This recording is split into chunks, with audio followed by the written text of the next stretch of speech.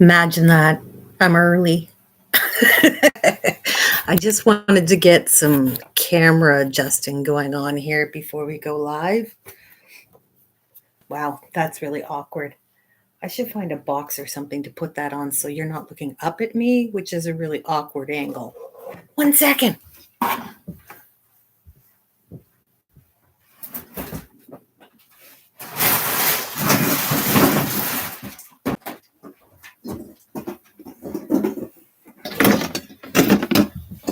Technical difficulties. Okay, we're going to go for a ride. Are you ready? Whee! Whee!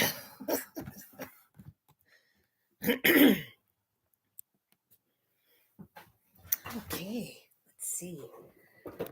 Oh, you can't see the wheel then.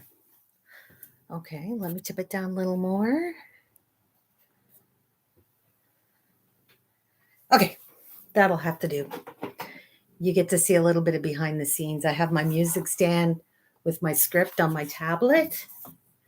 This is what happens behind the scenes. I also have a McAfee. We got 6 minutes left to go before I can actually start. So we'll just sit here and chat. That's right, Laura. No memes. It's just so boring without them, isn't it? Hi, Ellie. Oh, yes. Has to do with fiber. Well, this is more to do with the story than with the fiber, but that's why we're here. It's supposed to be fun. Could be creepy stories. I start the intro at exactly 7 o'clock by my clock. Oh, you're welcome, Laura. I'm glad you like the reversible kitty. Yeah, I did say spin, so I'm here. Hi, Isabel. Ian, I am doing the 35th parallel north, also known as the line of tragedy. This could get tricky because I'm going to be trying to read a script, spin, and watch the chat. So this could get hairy. I do have my Timmies.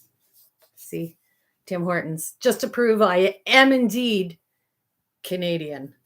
And it is a double-double. Oh, you can't see that? Oh, can you? Yeah. And it's also cold because I always drink my coffee cold.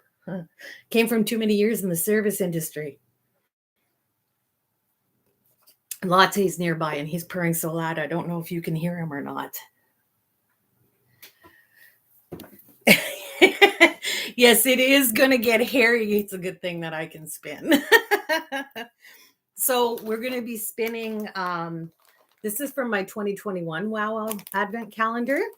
This is cherry Shetland with pulled sari silk in it. So it's definitely Christmassy colors. I did them up into roll eggs and I never spun them. So I thought I would pull them out. Yes, we are very, very happy that there are purring kitties. With the construction work going on, that my brother Ian, who's here in the chat, him and my other brother Jeff have been constructing in my basement. So the kitties are a little all weirded out by all the stuff going on, but it's good. French in Spain. Now there's a combination. We could try. If you're French though, you probably wouldn't understand our French. Oh, sorry, Ian. We're not talking about the construction or destruction or renovations or whatever you want to call it. Yeah, the secret bunker that's going into my basement. Shh.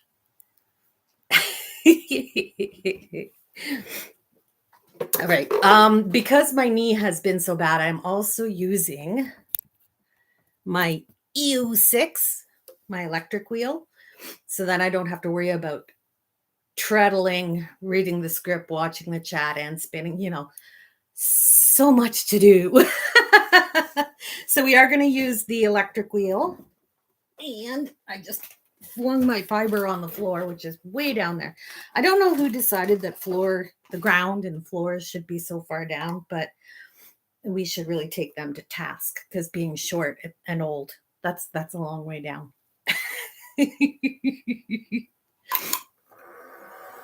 I'm just going to make sure my wheel is set up okay. Hopefully that's not too loud because it is fairly close to the computer. I mean, it's a relatively quiet machine, but it does make noise. That can't be helped. Yes, Kathleen, it is another place to hide fiber. The ground usually goes all the way to the bottom. Yeah, who came up with that system? I agree, Laura. That's not the right idea. Yes, Isabel. The floor is definitely getting lower with years. It's farther and farther and down every day. Trying to get down on it too is like, oh, who put it way down there? All right.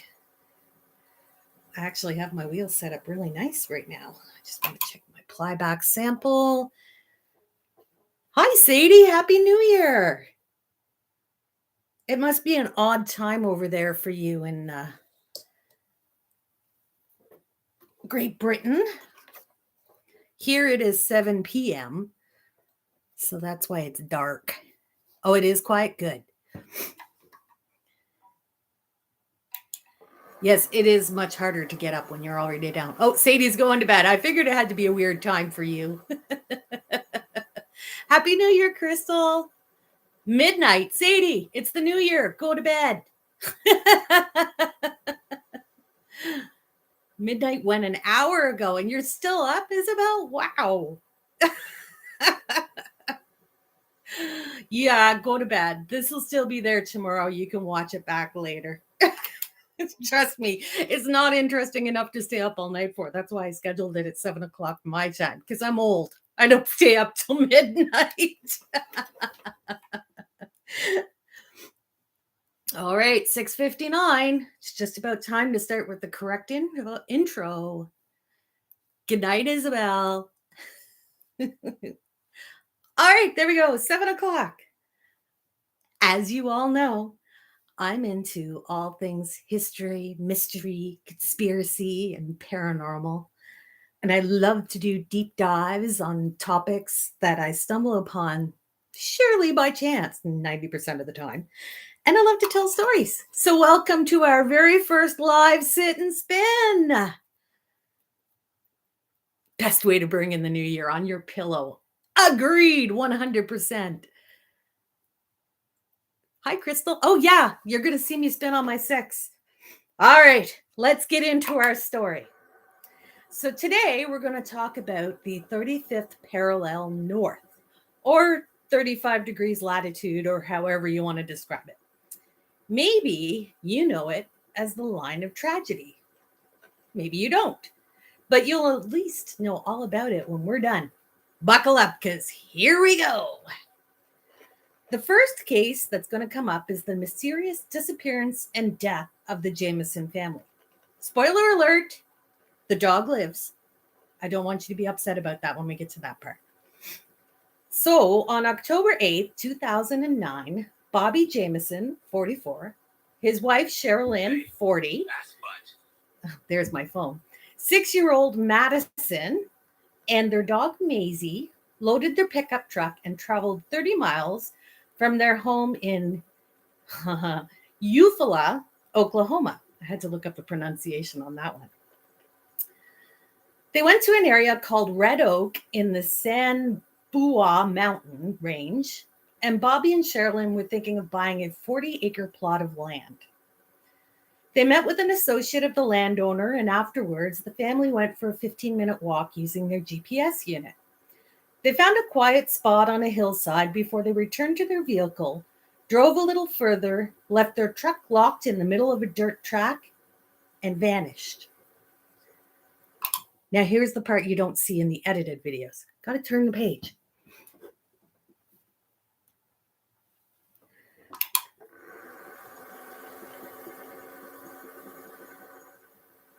Thanks to all of our European participants, we know the world makes it to 2023. Sweet!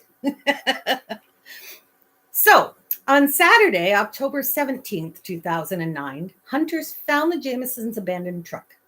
Police searched the truck and found Bobby and Sherilyn's cell phones, $32,000 in cash, maps, a GPS, Sherilyn's purse, and their wallets. They also found poor Maisie the dog. Remember, I said, spoiler alert, the dog lives. So Maisie was thirsty and malnourished, but she did survive. The vehicle was in working order, had fuel, and hadn't been in an accident. The cops launched a huge search operation and combed the area with over 400 volunteers, horses, mules, ATVs, 16 teams of cadaver dogs, and an unmanned drone. But they found nothing. During the searches, the cadaver dog teams repeatedly found scent near a nearby water tower, which was promptly drained. But there was no evidence concerning the missing family that could be found. It wasn't until November 16, 2013, so 4 years later, that deer hunters discovered the skeletal remains of 2 adults and 1 child just 2.5 miles from where the truck was located. The area was extremely remote, and the 3 bodies were severely decomposed. 8 months later, forensic testing confirmed that the remains were indeed Bobby, Sherilyn, and Madison Jamison. Just got to make some adjustments here.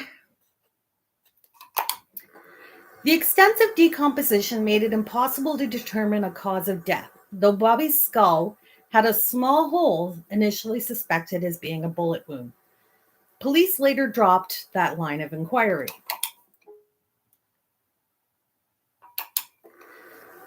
During initial investigations, police found no signs of a struggle in the vehicle or on the soft ground around the truck. There was no blood or broken glass, though rubbish was strewn around the truck. The local cops and the FBI spent months chasing leads and questioning suspects, but they all led to dead ends. And there's never been a solution to the case. But there are theories, of course. So many theories. We're going to get into them, but first we have to have a look at Bobby and Sherilyn's history before you can understand just how bizarre these theories get. All right, going to check the chat now. Oh, Laura, you've heard about this one? It is fairly popular.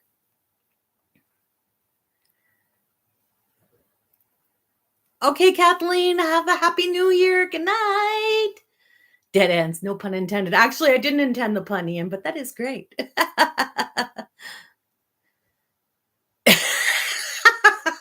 Laura says my theory is that they died. Ian says my van died on the 42nd parallel. Isn't this the 43rd? I lost track of the number.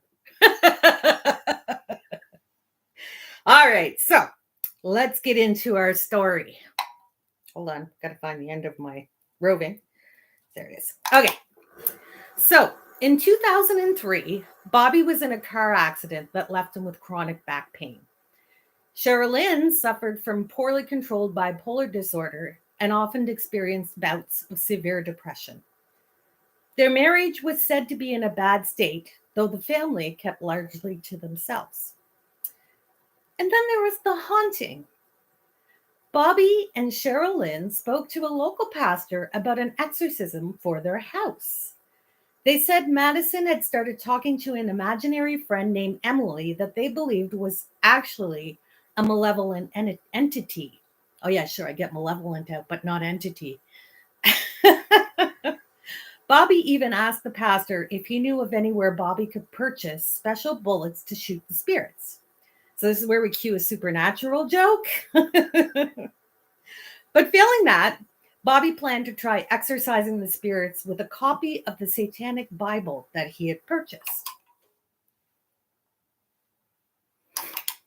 But it wasn't just Bobby in this. A friend of Sherilyn's said they sometimes conducted seances, though Sherilyn took them much more seriously than the friend did. Friends and family agreed that the Jamison home was haunted. Nikki Chenauld, Sherilyn's best friend, said, quote, "But in all seriousness, that house was haunted. I don't want to sound crazy, but whenever I went there, I felt a horrible presence. I would leave feeling so down and depressed." End quote. Police searched the house and didn't find any spirits.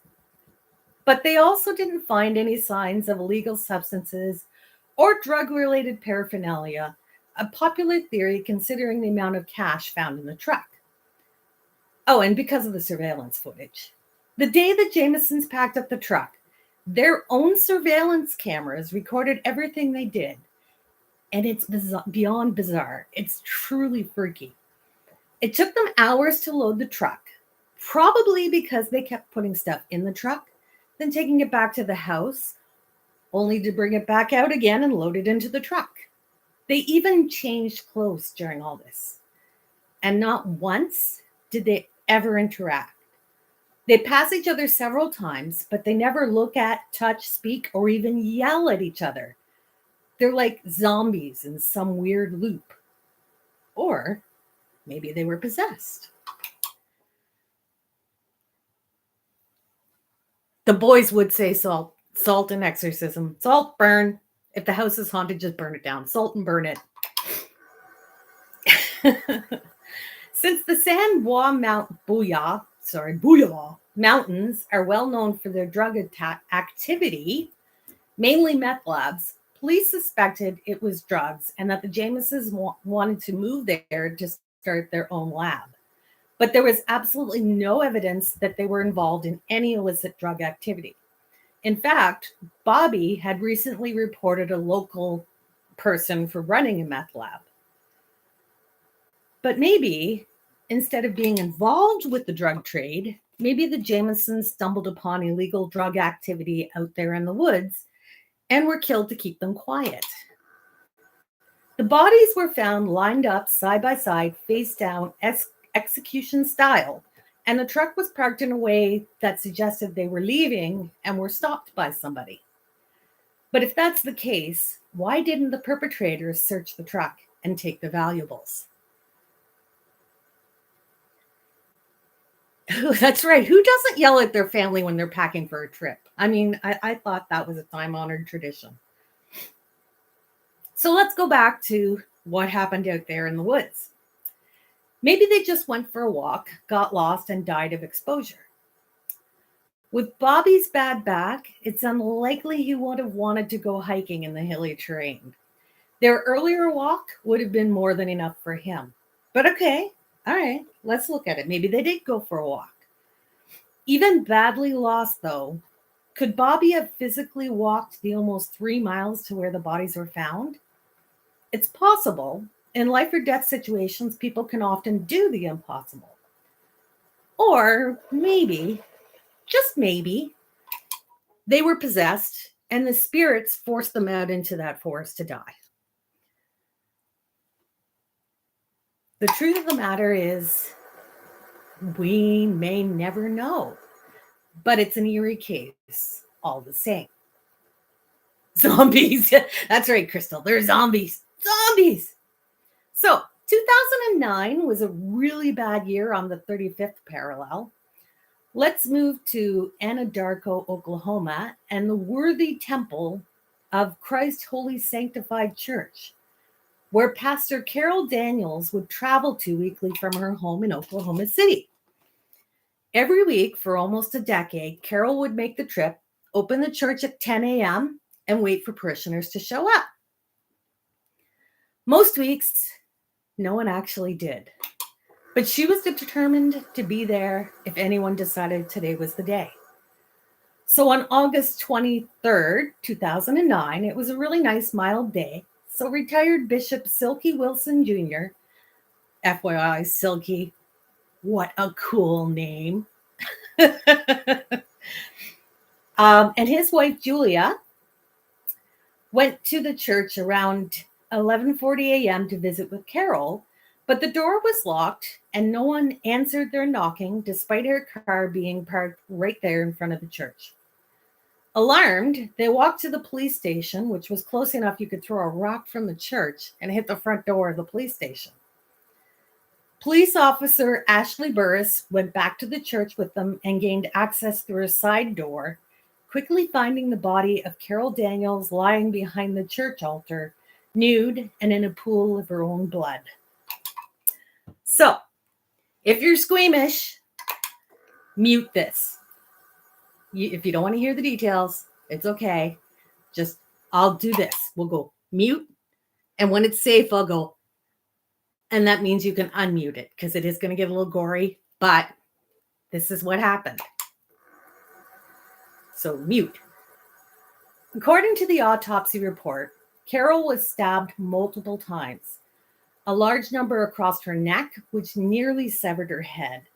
She had defensive wounds on both her hands, contusions on her right arm and left knee. She fought back, though it didn't save her. There were no signs of sexual assault, but there were extreme measures taken, it's believed, to derail forensic clues. Her clothes, briefcase, and purse were taken, but what was done to her body was so cold and brutal. Her hair was burned down to the scalp, and her body was covered with a chemical substance to destroy any potential DNA evidence. These were, I hate to say it, practical acts to prevent evidence from being discovered, but they are truly sickening. Okay, gross stuff over. You can come back now.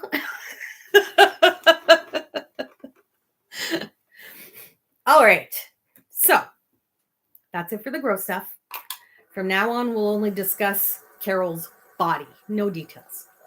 There was some debate on whether she was deliberately posed with her arms stretched out like she was on a cross, or if it was just an unsettling coincidence that she fell that way. Of course, Satanists were to blame for the murder, though no evidence or even connection was ever made. There was discussion that maybe notorious serial killer Israel Keyes was responsible, or maybe some other drifter. I might do something on Israel Keyes if anybody's interested in that. That's a very dark topic, but it is a very unique serial killer. So if you're interested, I can do a future sit and spin on Israel Keyes. Just knowing he was a very bad dude. All right. Whoops, skipped ahead 2 pages suddenly. Police finally seemed to settle on a deceased ex-con, possibly a transgender drug dealer with convictions for assault. Their official name was Denise Cooper, but they called themselves Darnell, which seems to indicate Denise was their dead name. So I'll call them Darnell and use they out of respect. It's a very complicated thing these days, situations of general gender and self-identity, and I try to respect what I can. All right, so the entire case against Darnell was based on the testimony of one unidentified drug user who came forward nearly 6 years after Carol's murder.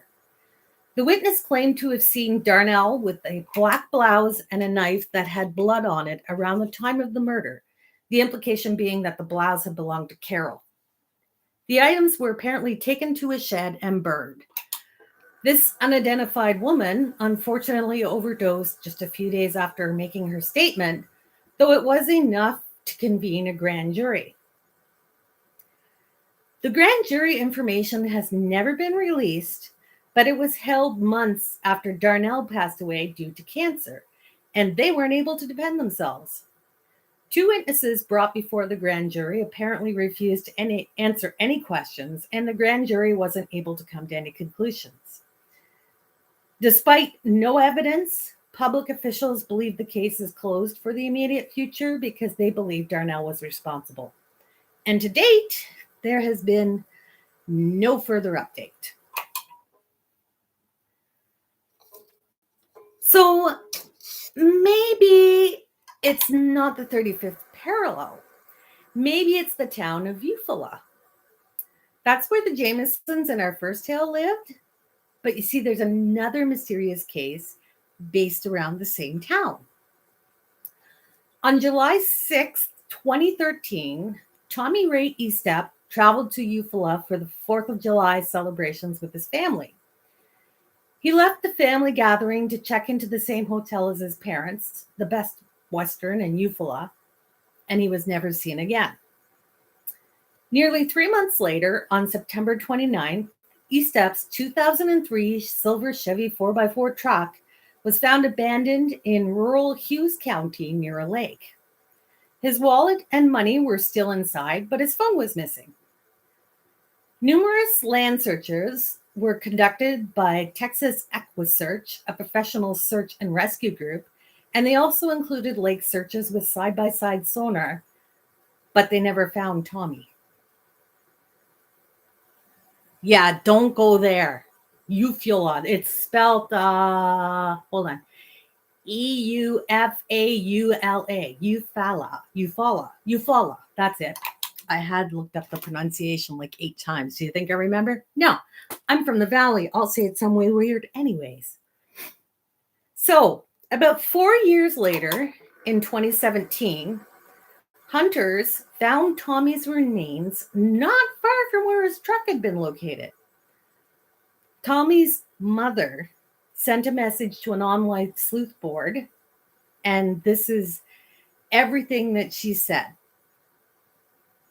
Quote, "The date of his death has been determined to be April 8th, 2017, simply because that's when his remains were found. Also, that he was found 3/4 of a mile from his truck in a wooded area that had been searched twice. So we do as a family have many unanswered questions, but law enforcement considers the case closed since he was found and they can't determine the cause of death. We still feel that there was foul play, but since they couldn't pin it on any suspects that they did have, it didn't go any further." End quote.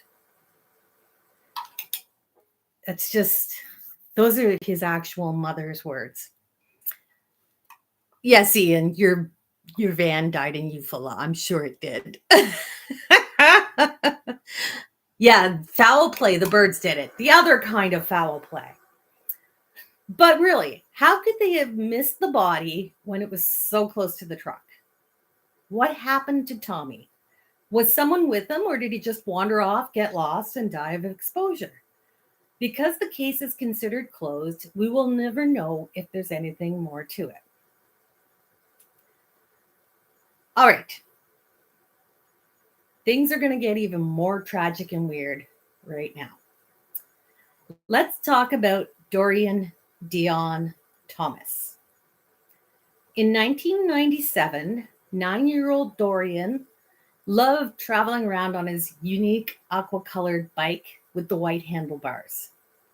During his travels, Dorian and some friends discovered the body of a woman named Gloria Covington behind the local YMCA. Gloria had been brutally stabbed to death.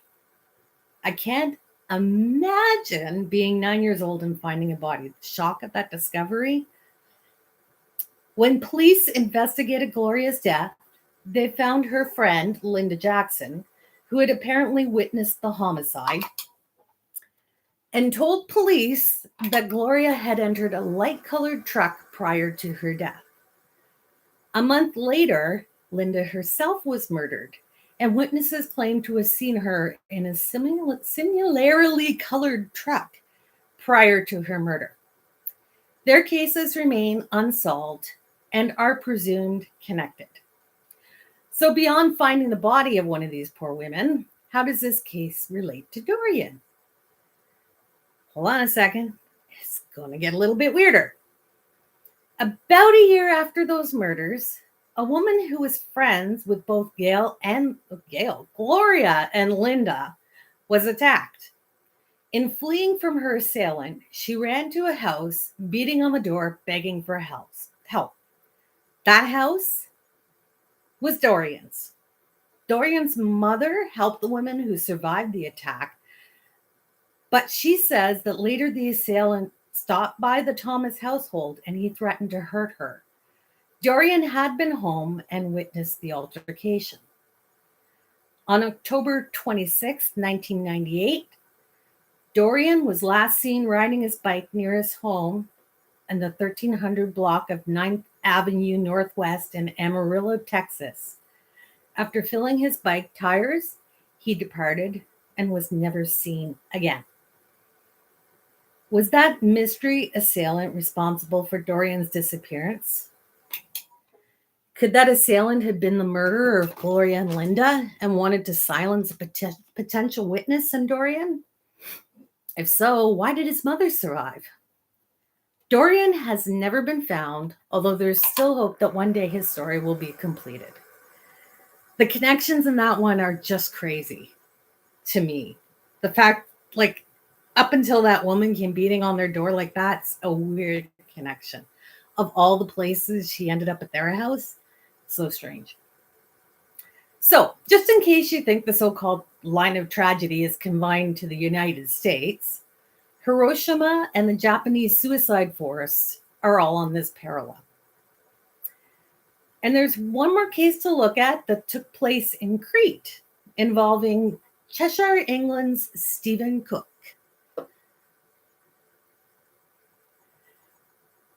In September 2005, Stephen went on his first trip abroad to the Greek resort of Malia with some friends. If you heard that noise, that was just Latte having a big snore as he's sleeping over in the windowsill. So, where were we? Stephen Cook.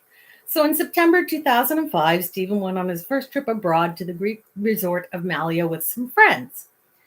Malia is, you guessed it, on the 35th parallel. He had been out drinking with friends, but left a pub alone at the end of the night. There were reports of Stephen asking for directions to his hotel, then heading off in the opposite direction. But just in case, the entire island was searched, though he was never found. It's not a very big island, so they could actually search the entire island. There were several sightings of a man matching Stephen's description made by people vacationing on Crete and nearby Rhodes Island in the months after his disappearance. And this convinced his family that he was still alive. The reports seemed to indicate Stephen had suffered a blow to the head, which may have made it difficult for him to communicate. But despite intensive searches and chasing down every lead, no trace of Stephen was found for 11 long years. In 2017, a company in Malia was contracted to clean out a well. Now, this just wasn't any well. This is a well in a cemetery. And it was actually inside a small building. So it's not open to the world. It was actually enclosed with a door and everything. And at the bottom of the well, you guessed it, they found a skeleton, and DNA confirmed it was Stephen's body they had found. All they found with him was a leather belt and a small camera. And when I tell you that I searched the internet looking for any pictures that might have been on that camera, I searched and searched and searched and searched, but there's nothing I can find. So either the pictures were never developed, there was nothing on the film was destroyed from all the time it spent at the well, or they've done a really good job of keeping them from being released. But unfortunately, no pictures from the camera. But because his body was found in a Greek country, there isn't much information I can find in English. There was a coroner's inquisition held in England, but nothing came of it other than death by causes unknown. No one has any idea how Stephen ended up down that well. Did he wander into the shed in a drunken stupor and fall down the well? Did someone push him there? Or maybe they just disposed of the corpse down there. We may never know. So, opinions with all this evidence. Is the 35th parallel indeed a line of tragedy? Please discuss. I'm just going to catch up on any. Yeah, Laura, I think the film, if there were pictures on it, was probably destroyed from so long in the water. But darn it all, I wanted to see pictures. Yeah, it's the well in the cemetery was actually like, here's the cemetery on a hill, and the well was at the top. So it's not like it was like down amongst the graves. It was actually up over the graves, kind of. There were like outbuildings up here, and then the graveyard went down the hill and spread out from there. Well, if your van hasn't died on the 35th parallel, Ian, then I'm for sure it's not real. I think by simply picking the coincidence of bizarre cases across the world, it only seems like there's a correlation. Because the same thing can be done with any parallel with sufficient population. Let's say the 37th parallel, which is known as America's paranormal highway. And if you want to hear the tale of UFOs and government cover-ups at the 37th parallel, let me know. I'll dive into it for the next sit and spin. I agree, Crystal. I think it is just a coincidence. But I love the conspiracy of making connections that aren't actually there. You're all on board with it all, eh, Crystal? I will add the 37th parallel. In my head right now, I just finished watching a series on the Cecil Hotel and Elisa Lam. And I mean, it's a case I absolutely love because things got crazy. And I mean crazy. So while it's all the details are still fresh in my mind, I might do that one for our January sit and spin because Elisa Lam is if you don't know Elisa Lam, have you ever seen the video of the girl on the elevator acting really weird? That's Elisa Lam. Yeah, I saw that the guy who lives next door to the Cecil posting all those videos of the weird people in the window, I think it was. There was a woman in the window or something. Yeah, anyways, yeah, the Cecil Hotel is quite the ride. And Elisa Lam is simply an amazing case. Like what happened there was just the scope of it is so far beyond what most people know. Ugh. Yeah, Laura, that's definitely she was bipolar 1. So when she didn't take her meds, she actually hallucinated. But the entire how we got to that understanding is a wild ride. Like you have no idea unless you're crazy like me and follow all these chat boards and stuff. Just how crazy things got around the Elisa Lam case. Elisa Lam case. I said Alyssa. Elisa Lam case. There's some stuff in there that is so whacked out and it sounds so plausible at the time that further information made people go, oh, so why did I think that? But at the time, it made perfect sense to them. Like, it's crazy, like straight up crazy.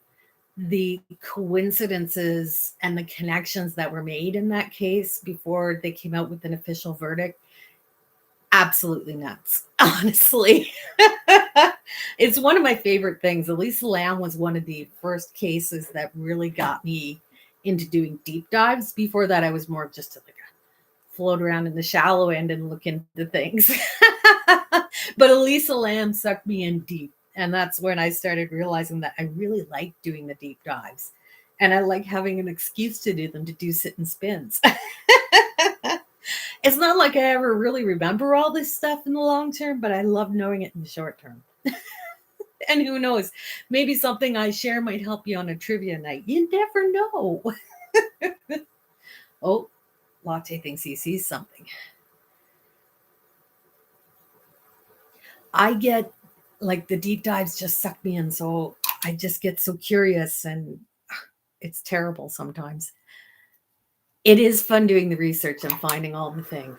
I even like the quackery. Like it's just so much fun. Oh, you want to see kitties? Okay, hold on. I'll turn the camera so you can see Latte. Bobo's in bed, so he's probably not going to turn out. Okay, hold on. There's Latte. That's where he's been lying and sleeping.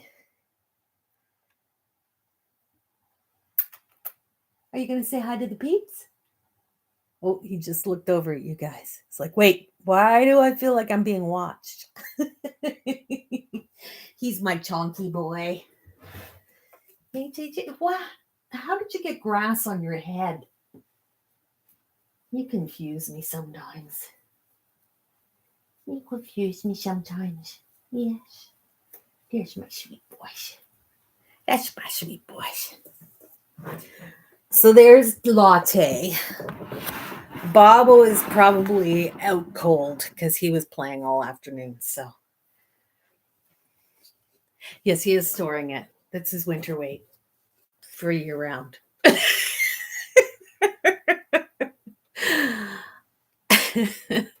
I could go and grab Bobo, wake him up, and then he'll give us the grumpy face. That might be fun though.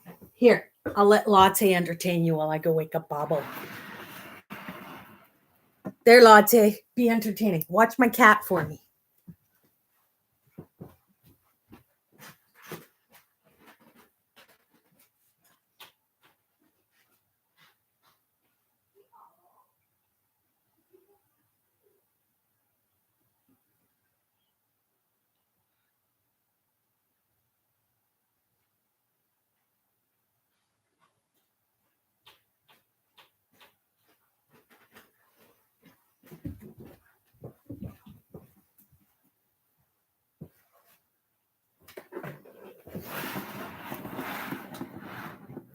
There, here he is. I think I'm in trouble. He's pretty crumpy. I woke him right up. You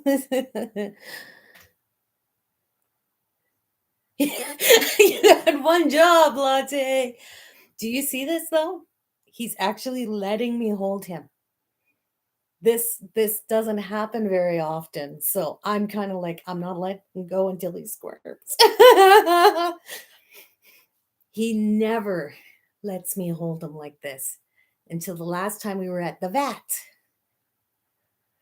Mwah. And that's how you know he's sleepy boy.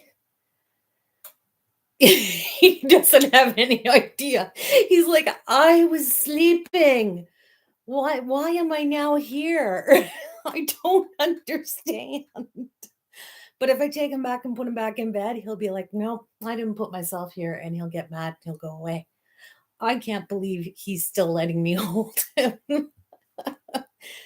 This is probably the longest I've ever got to hold him. Oh, there we go. See, I knew eventually he'd squirm. There we go. Okay. Say bye-bye to the peoples. It's not their fault I made you get up. Well, yeah, actually it is. You'd be mad at them. Look at that stink face he makes. For such a cute little guy, he can sure make a mean-looking face. Hey, baby? He's like, don't touch me. I am not talking to you. You dragged me out of my nice warm bed. Oh, he's so cute. Anyways, guys, that was our first live sit and spin. Let me know if you enjoyed it. We can do other ones in the future. Or I can just continue to film them as I normally do and post them so you can watch them whenever. But for now, I'm going to go and get treats for the kitties so they forgive me for, using them for views or some such thing. Oh, you want to see the fiber I spun? Hold on. I'll just tip the camera down a bit. So with the Sari silk, it's coming out in these tweedy bits throughout the red. And it's actually turning out quite cute. It'll be fun when I apply it up. So.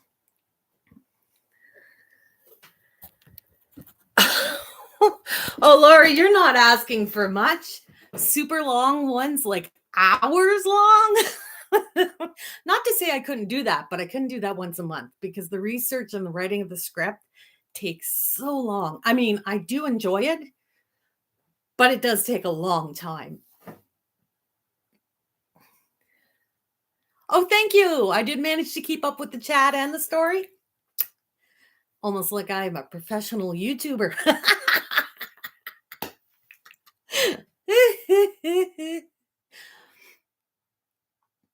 Take a Red Bull. I think Ian should come and help me with my research. He's really good at research too. course, he's gotten a couple books out of me that I bought for research, and I'm like, "Here, do you want these?" I will see, I'm thinking maybe we could take the Elisa Lamb one, and the Cecil Hotel. There's probably enough there to do an hour-long sit and spin. Yeah, while his van is broken down, he can be doing research for sure. For sure. Um, maybe I'll look at doing the Cecil Hotel and Elisa Lamb as a really long sit and spin. Now I'm thinking, if I want to do that, I better get started now. And it'll probably come out at the end of January with me working hours at it every day for a month. But I could do that. Yeah, yeah. His is way down on the, what was it, 35th parallel in Eufaula. Eufaula. You know what? Let's get the correct pronunciation. It's actually still up on my Google page. Eufaula. There, see, I still wasn't saying it right. Eufaula. There we go. Eufaula. That's where he is. He's broke down in Eufaula. All right, guys. I am gonna go and spend some time with my grumpy boys. Bobo's still giving me the stink face for waking him. But I hope you enjoyed a good yarn, and you'll join me in the next one. I think that was in Oklahoma. Hold on, I'd have to check.